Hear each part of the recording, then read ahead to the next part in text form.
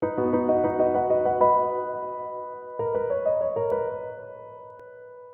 and welcome back to another video on my channel. My name is Justin Caffrey. If you're watching this video, you're one of 70% of the people who watch it and don't subscribe to my channel. I'd really like to encourage you to subscribe to the channel. It means that we can boost the algorithm and get the content distributed to more people. So if you haven't subscribed yet, please do. It makes a big difference. This content is generated by me for free to allow people to access things that can help them on their own journey. For those people who may not be able to afford to work with professional coaches or therapists. So please, you make a big difference to other people. Hit the subscribe button. Today's video is about the understanding of traumatic events or things that are difficult, that limit you, that hold you back, and how do we overcome them? And what are the techniques that I use? And for many of you, you may know my story and how I had to overcome the death of my son, Joshua, just before his first birthday, and how that brought me to a point of multiple autoimmune diseases, chronic anxiety, depression, listlessness, and planning to end my own life. It required me to go and do some deep research and understanding about me. And then in turn, I learned an awful lot about the neuroscience and psychology of behavior and what it is that holds us back in terms of making decisions that are challenging or that causes pain to revisit. The past, remember that stuff? The stuff back there? It ain't pleasant. We like to look forward. We don't really like to look behind. But actually, in order to improve our performance in the present and moving forward, we often need to resolve what's in the past. And a good way to describe it is, if I use this pen as an example, everything in life is an arc, and life itself is an arc. So we have a beginning, we have a middle, we have an end.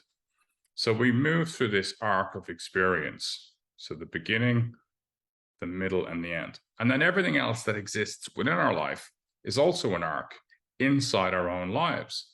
So all experiences, whether it's a job, a relationship, a friendship, whatever it is, it has a beginning, a middle, and an end. In the end, everything comes to a natural conclusion, just like we're born and eventually we die. It's a beginning, a middle, and an end. Now, trauma is an interesting one as to our difficult things that happen to us in our past.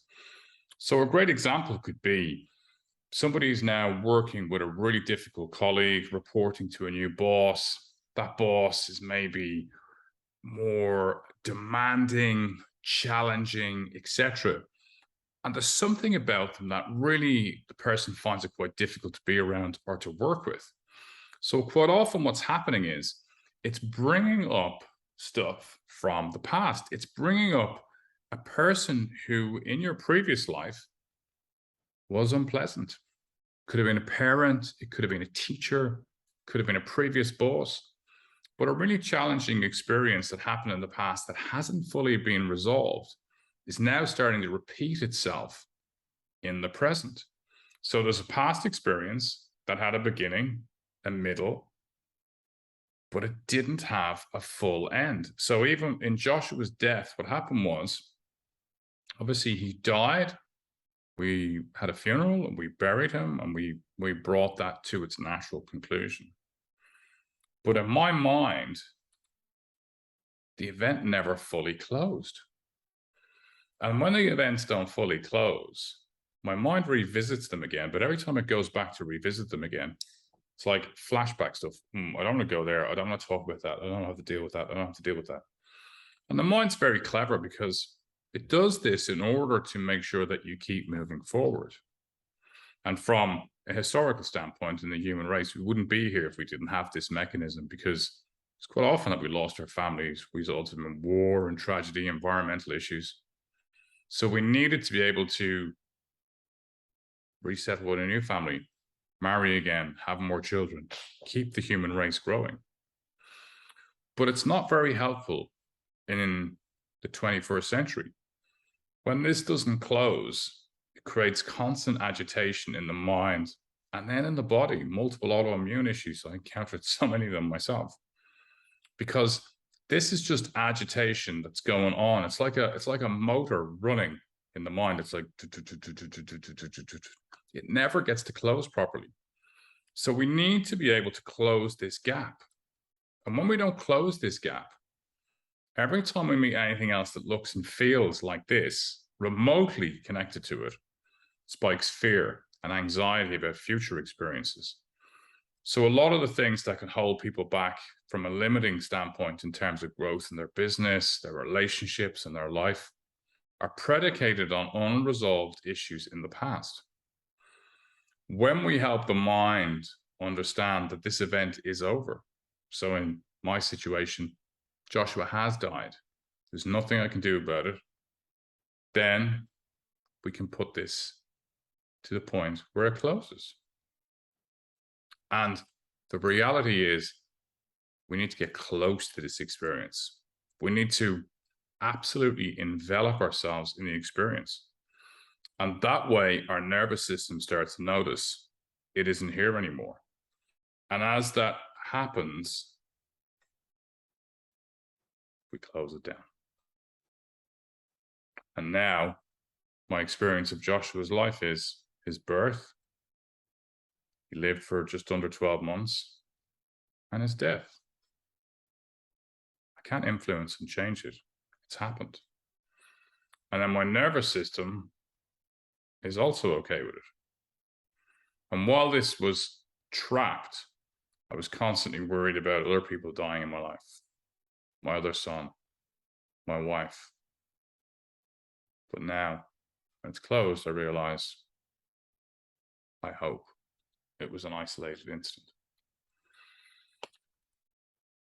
So the reality is that whatever it is you're trying to not deal with,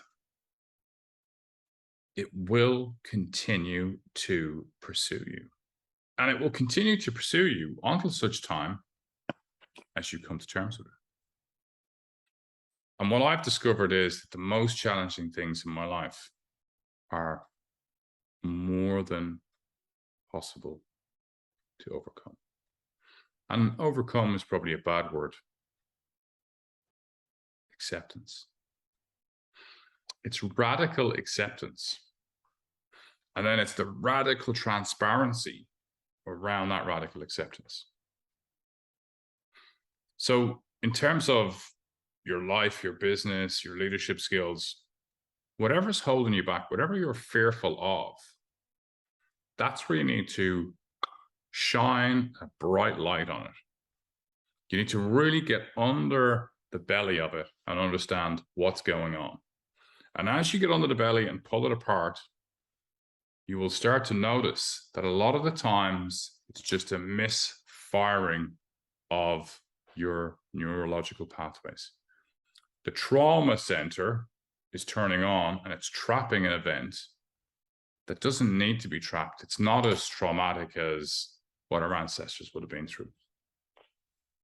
And when you put these things down, the impact is absolutely astounding. So I work with people on identifying that radical transparency, really coming to terms with who they are, where they've come from, what they're all about, what's holding them back. And then we move into radical acceptance, seeing it for what it is and accepting it as it is. And then helping the nervous system realize it is in the past. Now, we have to go to it in order to put it in the past. But most of the time, these things are misfiled. So we're just going to file it in the right place. When we file it in the right place, we create huge amounts of space in order to be able to move towards our dreams, in order to be able to step up into the life that I know you truly believe in your heart is available to you. But like all things that are worthwhile in life, growth, emotional, spiritual, personal development is found inside discomfort.